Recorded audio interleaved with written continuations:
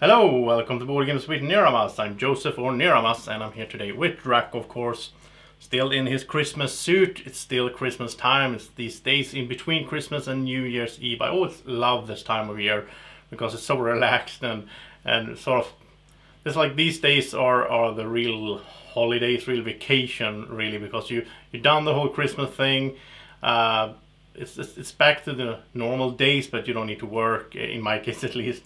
Except for this, but this is just fun. So yeah, let's get into the top 10 expansions of 2018. And I played a bunch of expansions this year. Some of them I'm even more excited about than games that were released this year. And especially when I went to Essen, for Essen I felt like there was so many cool expansions being released. I haven't even played all of them yet, which is a bit sad, but that's how it goes. So yeah, these are from the ones I played, and let's get going with number 10. So number 10 is for Clank. I really like Clank. I like it more than Clank in Space. I got rid of Clank in Space. I didn't feel like I needed to have both of them. And this expansion anyhow is called the Mummy's Curse for the basic Clank game. And this is really cool. It's a, well, it adds new map, two-sided board, so 2 new maps. But it also adds this little mummy guy that's going around in the pyramid that you're in, and he gives you curses, which is minus points, and you can fight him to get rid of curses and so on. And it's sort of an interaction between the players, because when I fight him, then I will also roll a die, and he will move to some other part of the pyramid, and he might bring curses to the other players that are there. So yeah, I really enjoyed this one. My number 10. The Mummy's Curse for Clank. And so number 9 is for a game called Viticulture, or a really nice game, really lovely worker placement game. This is a really small expansion. It's one of those super tiny boxes. Uwe Rosenberg was actually involved in this one as well, which is really cool, if I recall correctly. And yeah, this is called Visitors from the Rhine Valley, and it's new cards. So you take away all the base cards, the green and the purple and the yellow and all of those, and you replace them. Well, no, you don't replace all of them. Anyhow, it's the new visitors. Yeah, you replace the yellow and the blue, which are the visitor cards, of course. You don't replace the green cards. I'm confused here, but there's so many games. Yeah. Anyhow, you replace them with new cards, and these new cards are different. They really are different. You can feel it when you play the game. They are more into sort of helping you make wine, which is what the game is about, right? And I like that. They really are sort of engine building cards and helping you out, giving you special things going for you so you can go faster, grow your grapes and harvest them and get the wine in the cellar and all that, which I think is the fun part of this game. I like to keep it with the theme of making the wine, not doing a lot of other stuff to get points. So that is my number 9, Visitor from the Rhine Valley for Viticulture. Now my number 8 is for a game called Saloon Tycoon. Haven't played this one in a while, but I really enjoyed the Ranch expansion. This expansion was on Kickstarter last year, and I did a Kickstarter run-through for it, with the base game, of course, to show how it worked. I was really happy to be able to do that. I had a lot of fun with it, and I think that it really adds to the game. The game itself is a sort of, you build a saloon, but you do it in 3D, so you have little cubes and tiles that you stack on top of each other. Really cool stuff. And with this expansion, the ranch, then you also have a ranch board where you have animals and so on. Really, really nice stuff. I want to play that more as well, as I get some time to do that. So that is my number 8, and that is the Ranch expansion for Saloon Tycoon. Then we have number 7 for a really lovely game called Near and Far.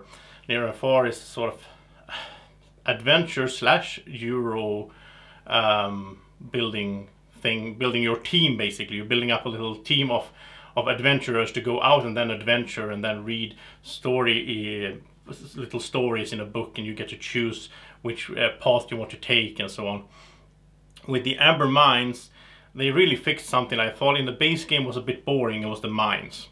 You went to the mines and you just went to one of these rows or columns, you got something for it, And I just felt like we never did that really. I played it mostly as a two-player game, and we didn't go much to the mine. It wasn't fun.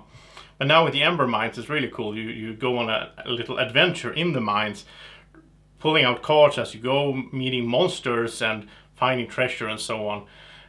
It also adds some other sort of additions to the main board. It changes up some spaces that was not that exciting before. So yeah, it's a really good expansion, the Ember Mines for Near and Far. And number 6 is an expansion that I haven't even played technically, but it's for this war of mine. It's called Tales from the Ruined City. And I did play some parts of it because it's really modular. There's a bunch of different things you can add to the game, and some of those things were I already had from the Kickstarter campaign. So that's why I included it here, because I did play those and I really enjoy them, and I read up about I did do an unboxing of this and looked at all the stuff and gone through it. So I got an idea of what this will bring to the game as well, and I can imagine how that will make the game harder really, which isn't really needed because the game is already really hard. Anyhow, this War of Mine is a really cool cooperative or solo game where you're trying to survive as civilians during a war. A really terrible theme in some ways. I mean, the sort of choices you have to make can be really rough, really hard moral choices that you have to make. This expansion adds more to the base game, more things to do. You also get things like you can have a cat, and the cat can find food for you, rats, and then the cat can also suit you and help your because you're not playing as one character. Even if you're playing co-op, you're all playing as the sort of group of characters that are gathering in this house and trying to survive.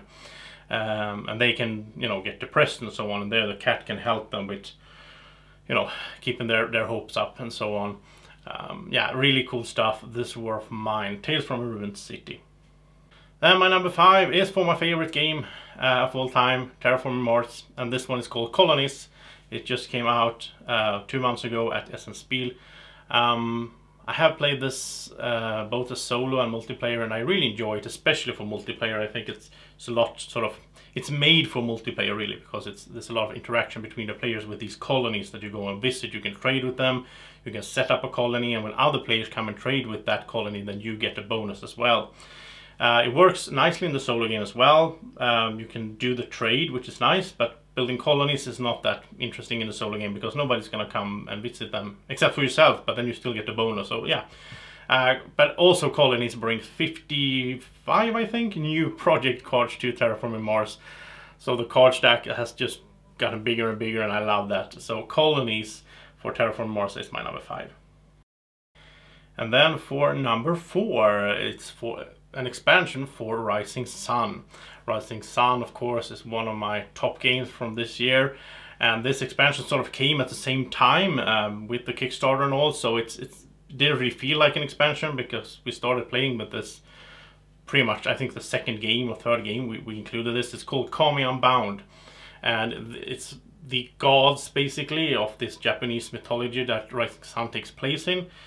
With this one, the gods are active and are out on the board. It's somewhat similar to Blood Rage and Gods of Asgard, which I also love that expansion. I always want to have that in the game when we play Blood Rage. And I think Kami Unbound is also one of those that I always want to have in the game when you play Rising Sun. I think it's just, of course, if you're playing it for the first time, maybe not include it because it does add some complexity. It adds some sort of, oh well, wait, what does this god do again, and which god is that on the map?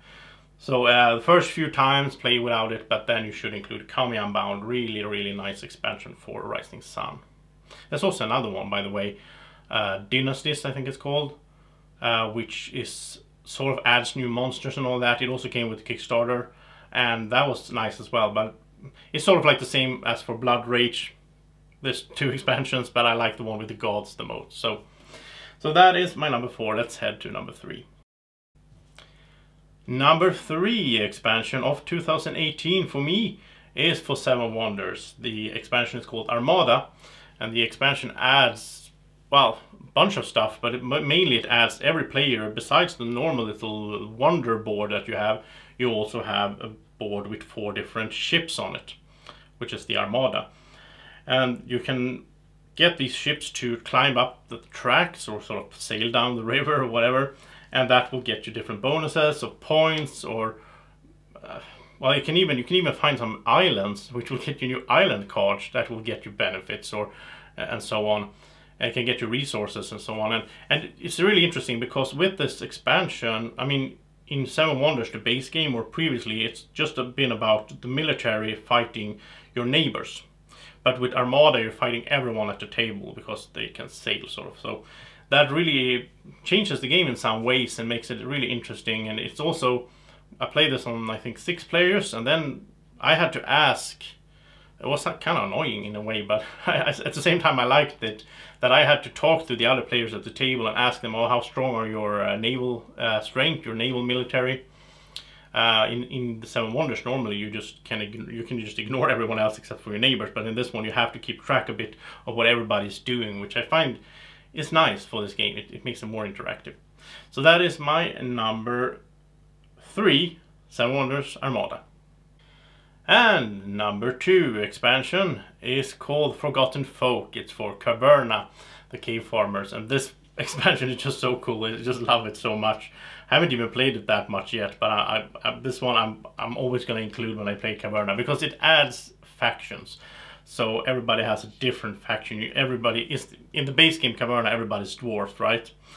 But here you can be the sort of mountain dwarves, or you can be the elves or the dark elves, you can be the humans, the trolls. There's a bunch of them, and they all have very special abilities and special things going. And besides the abilities that they have, like the humans, they are claustrophobic, they don't like to go into the caves, so they don't get minus points for not building in the mountain. And it's the opposite for the mountain dwarfs, I think. They don't need to go farming. So that's kind of interesting.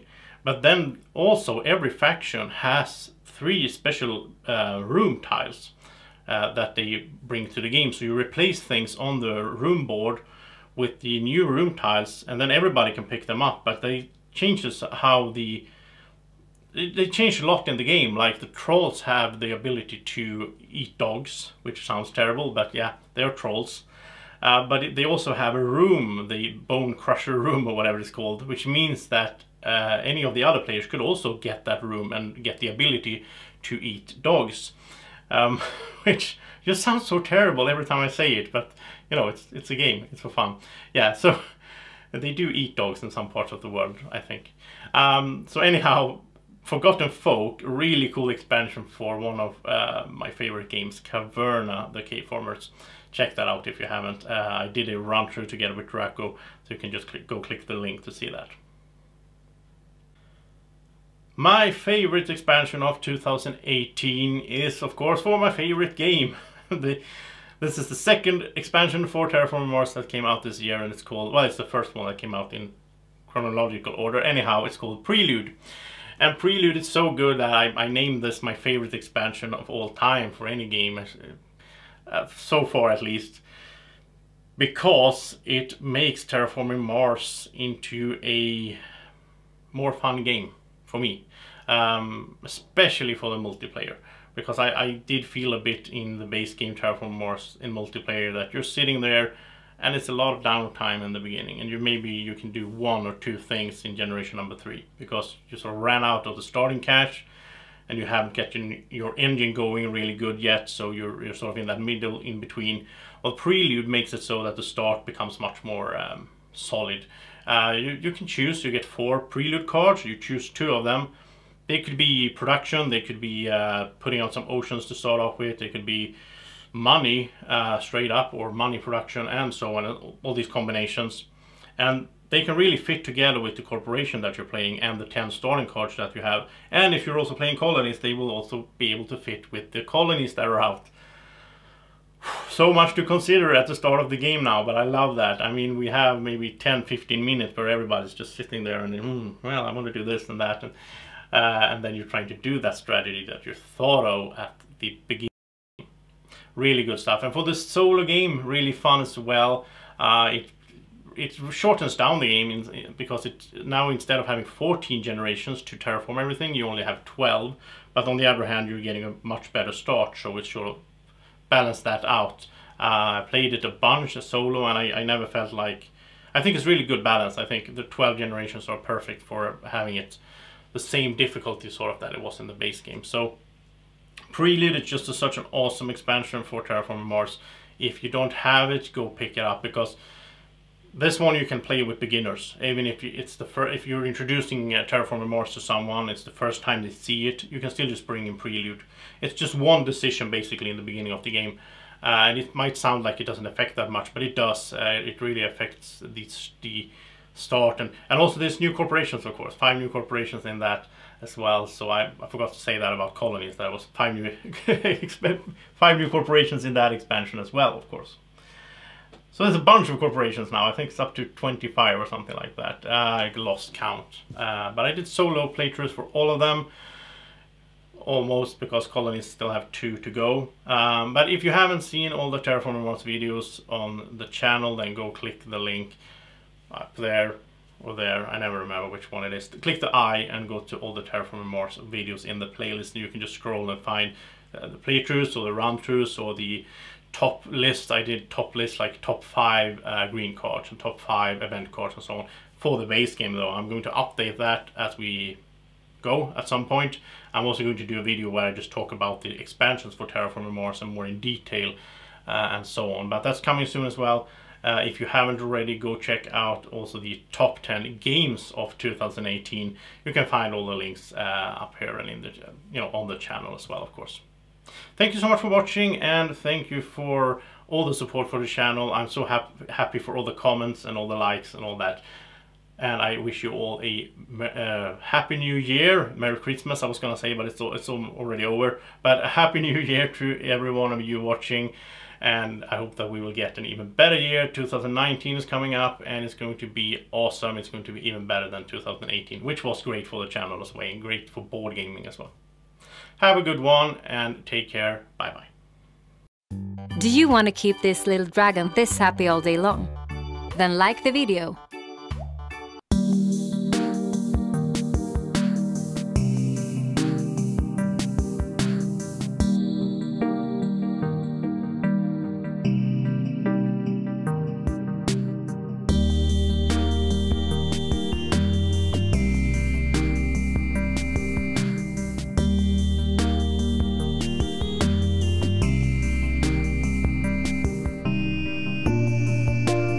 Board Games with Niramas is sponsored by Alara Games in Sweden.